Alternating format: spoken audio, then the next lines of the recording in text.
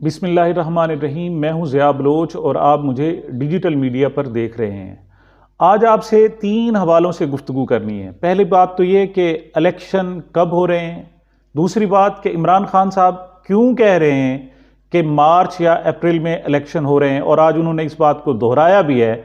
और आज जो हवाला दिया है वो एस्टेब्लिशमेंट का हवाला दिया है। तो आज हमने गौर करना है कि क्या वाकई इमरान खान के इस्टेब्लिशमेंट से राब्ते हुए हैं या नहीं हुए।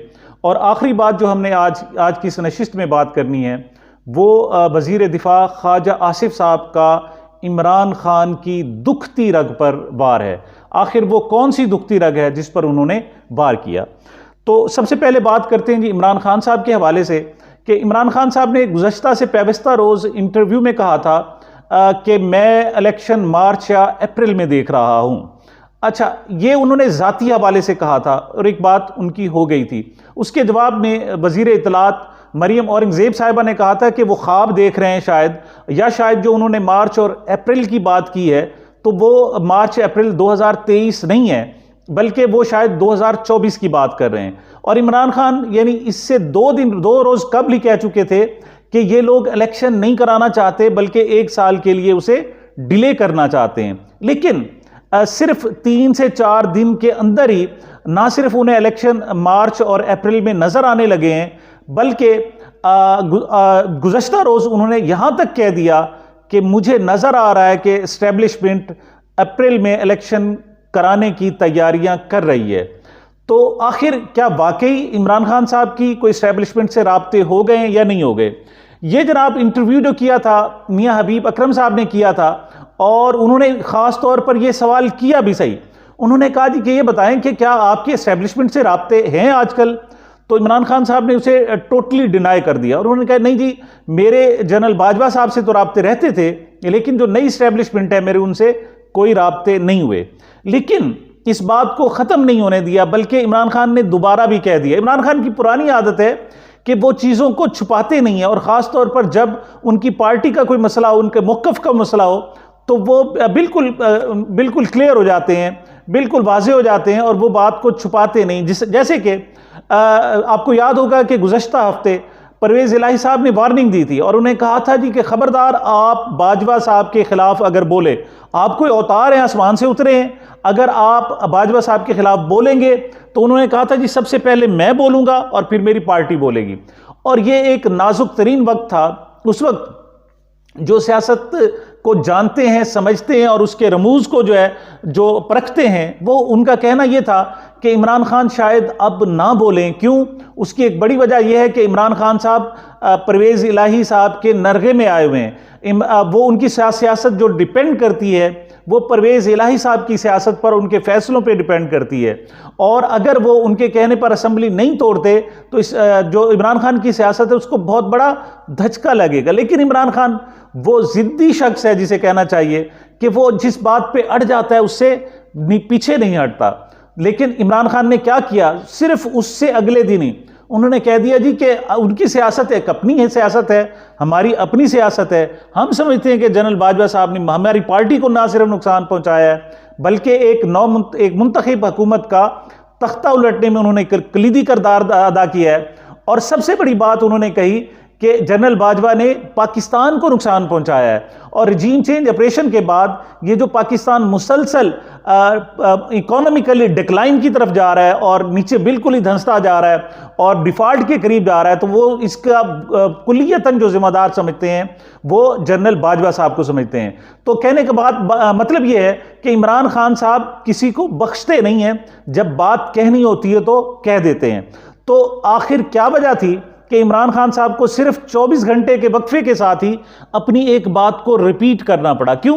पहले उन्होंने कहा था जी कि उन्हें खुद नजर आ रहा है कि इलेक्शन क्या है 2000 यानी आज से 3 महीने बाद मार्च में या अप्रैल में चौथे महीने हो जाएंगे। लेकिन एक दिन बाद, और दूसरी बात जो उन्होंने खास तौर पर की, उन्होंने कहा जी मेरे एस्टेब्लिशमेंट से राब्ते नहीं है। लेकिन 24 घंटे बाद ही ना सिर्फ उन्होंने वो बात रिपीट कर दी बल्कि उन इलेक्शंस को एस्टेब्लिशमेंट पर डाल दिया। उन्होंने कहा जी कि मुझे एस्टेब्लिशमेंट के बारे में नजर आ रहा है कि वो इलेक्शन मार्च या अप्रैल में कराने जा रहे हैं। पहले उन्होंने मार्च की बात की थी, लेकिन अब वो कैटेगोरिकली उसे अप्रैल की बात करते हैं। उसकी वजह यह है कि मार्च कि एंड में या अप्रैल के शुरू में इलेक्शन कराना मुमकिन नहीं है या बहुत मुश्किल है। उसकी वजह यह है कि 22 मार्च से जो है वो रमज़ान शरीफ शुरू हो रहा है और इस दौरान साफ ज़ाहिर है इलेक्शन की जो एक एक्टिविटी होती है और भरपूर किस्म की जनाब सरगर्मियाँ होती हैं, वो दौरान रमज़ान सर अंजाम पाना मुश्किल होता है। तो इस वजह से अब वो उसे थोड़ा सा पीछे ले गए हैं और अप्रैल की तरफ ले गए हैं और बात अपने ऊपर नहीं ला रहे, एस्टेब्लिशमेंट पे ला रहे हैं। लेकिन आज उन्होंने एक और बात भी की, उन्होंने गुज़श्ता रोज़ एस्टेब्लिशमेंट से राब्तों की तरदीद की थी, लेकिन उन्होंने आज उसकी भी कि डायरेक्ट तो नहीं की, बिलवास्ता अलबत्ता उन्होंने उसकी जनाब उसको कबूल कर लिया। वो कहते हैं जी कि मेरे डायरेक्ट तो एस्टेब्लिशमेंट से राब्ते नहीं है, मेरा अलबत्ता डॉक्टर अलवी के जरिए राब्ता है, हमारे जो भी राब्ते होते हैं उनके जरिए होते हैं। तो उन्होंने खुलकर कह दिया कि ना सिर्फ उनके एस्टेब्लिशमेंट से राब्ते हैं बल्कि उन्हें जनाब सदर पाकिस्तान के जरिए यकीन दहानी कराई गई है कि इलेक्शन आपकी मुतालबे के मुताबिक और पाकिस्तान के मुतालबे के मुताबिक कबल इस वक्त हो रहे हैं। कबल इस कितने वक्त हो रहे हैं? ये जनाब तकरीबन जो अरसा बनता है वो 4 महीने का बनता है। वैसे जो अप्रैल इलेक्शन जनाब जो ड्यू हैं वो अगस्त तक, यानी 18 अगस्त को इमरान खान साहब ने हलफ उठाया था, तो 18 अगस्त को जनाब हुकूमत के इस टर्म की जो मुद्दत है वो पूरी हो रही है। तो उसके 3 महीने बाद इलेक्शन होते हैं, तो अक्टूबर में इलेक्शन होना थे जो जनाब 10वां महीना है, लेकिन अब ये 4थे महीने हो रहे हैं। तो इसलिए आज से 6 माह पहले ये इलेक्शन होने के लिए जा रहे हैं। तो इमरान खान इस हवाले से बड़े कॉन्फिडेंट दिखाई देते हैं और उन्होंने अपने एस्टेब्लिशमेंट के साथ राब्तों का भी एतराफ़ कर लिया। अब कहा जा रहा है जनाब कि वो शायद असेंबली ना तोड़ें और ये बात कुछ करीब पैक्ट के करीब पहुंच जाए और वो जो वफाक में जा रहे हैं जनाब अपने इस्तीफे देने के लिए, वो भी स्ट्रेटजी चेंज करना पड़े। लेकिन इसमें भी इमरान खान अब वो इतने में कहते हैं जी भोले नहीं रह गए। अब वो चाहते हैं कि उन्हें ठोस यकीन दहानी ना कराई जाए बल्कि अवामी सतह पर इसको डिक्लेयर कर दिया जाए, तो तब तो वो अपने प्लान से थोड़ा सा पीछे हटने के लिए तैयार हैं, वरना दूसरी सूरत में वो नहीं है। वो जनाब अलबत्ता उन्होंने एक छोटा सा एक प्लान तब्दील जरूर किया है। क्या किया है जनाब कि उन्होंने जनाब जब ऐलान किया था कि वो पंजाब और केपी असम्बली को तोड़ देंगे, तो उन्होंने वफाक की असम्बली से यानी कौमी असम्बली से भी उन्होंने कहा था जी कि अब हम जाकर उन्हें कहेंगे कि हमारे इस्तीफे मंजूर किए जाएं। अब इस दौरान 2-3 जनाब मूव्स हो चुकी हैं। पहले क्या हुई कि जो ही इमरान खान ने कहा कि हम कौमी असम्बली में जाकर कहेंगे कि हमारे इस्तीफे मंजूर कर लिए जाएं, उसी दिन ही जनाब कौमी असम्बली का इजलास जो है वो ख़त्म कर दिया गया। तो आम तो ख्याल ये किया जा रहा था कि सिर्फ उन इस्तीफ़ों से बचने के लिए सब कुछ किया जा रहा है। उसके बाद उन्होंने कहा था जी कि हम जनाब स्पीकर कौमी असम्बली राजा परवेज़ अशरफ जो पीपल्स पार्टी से ताल्लुक़ रखते हैं, उनके चैम्बर में जाकर उनको बताएंगे।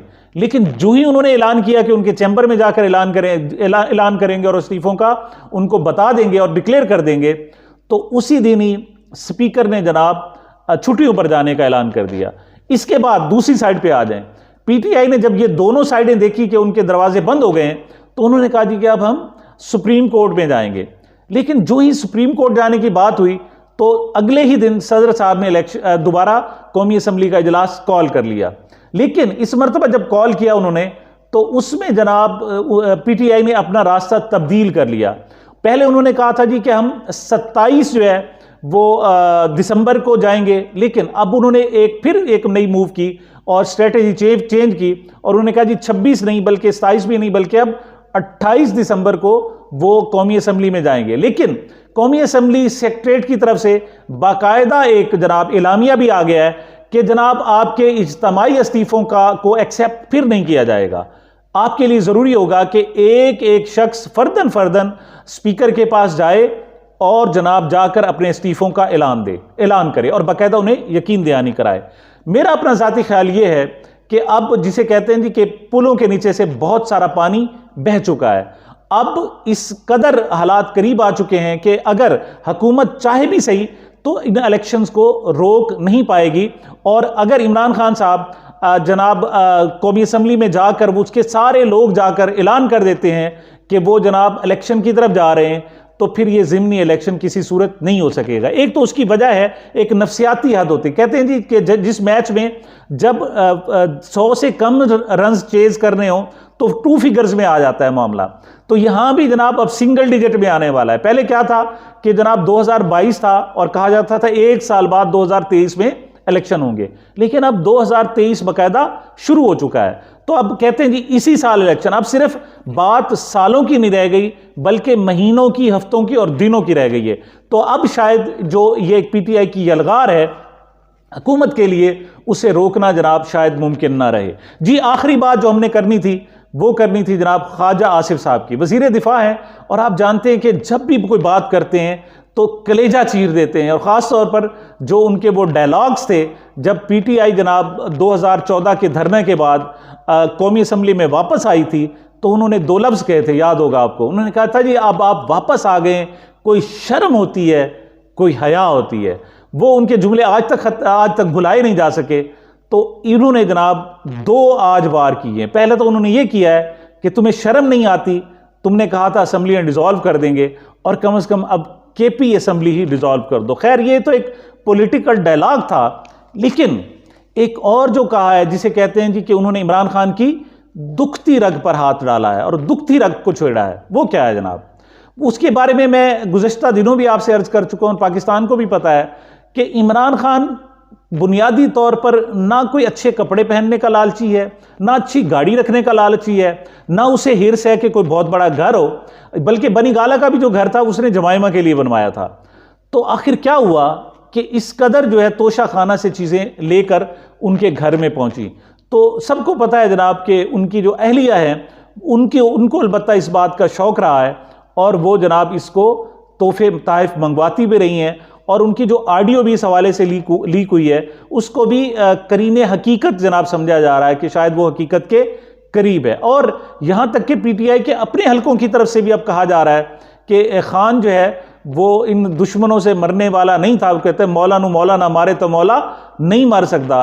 तो ऐसी हकीकत है कि इमरान खान साहब को जो ये थोड़ी बहुत उनके साथ जो तज़हीक हुई है और उन पर निशान उठाए, उंगलियाँ उठाई जा रही हैं, अगर उनके घर से ये फॉल्ट ना होता तो शायद उन पर जो उनके मुखालिफिन थे वो उंगलियां नहीं उठा सकते थे। तो ये एक कमज़ोर पहलू था जिसे मैं कहता हूं कि शायद दुखती रग है। और ख्वाजा आसिफ जैसे घाघ सियासतदान ने उसी दुखती रग को ही जनाब छेड़ा है। उन्होंने आज के बयानात में कहा है कि हो सकता है कि इमरान खान, ये मैं बाकायदा उनका बयान जनाब पढ़कर भी सुना देता हूँ। वो कहते हैं जी कि हो सकता है कि जनाब इमरान खान जनरल बाजवा के बाद गुज़श्ता कल को, आने वाले कल को, अपनी नाकामियों और अपने मसाइल का ज़िम्मेदार मुर्शिद को करार दे दे। और मुर्शिद से मुराद आप जानते हैं कि ऑडियो में जनाब जुल्फ़ी बुखारी साहब वो जनाब बुशरा बीबी को ही मुर्शिद कहते हुए नज़र आए हैं। तो उन्होंने एक नफ्सियाती सा खेल खेला है जनाब ख्वाजा आसिफ साहब ने कि चूँकि ये सारा मामला उस तरफ जाना है और जब उधर गया तो पब्लिक की और आवाम की जो हमदर्दियाँ हैं वो इमरान खान के साथ बरकरार रह सकती हैं। तो उन्होंने जनाब उस बात को खुद ही उस तरफ तो घुमा दिया है ताकि बाद में ये बात हकाइक भी पहुँचे तो वो कह सकें देखो जी मैंने तो पहले ही कह दिया था। तो मैं समझता हूँ कि बड़ा गहरा और कारी वार किया है। बाहर मुझे और मेरे इस चैनल को अपनी मोहब्बतों, अपनी दुआओं में याद रखिएगा। मिलते हैं एक वक्फे के बाद।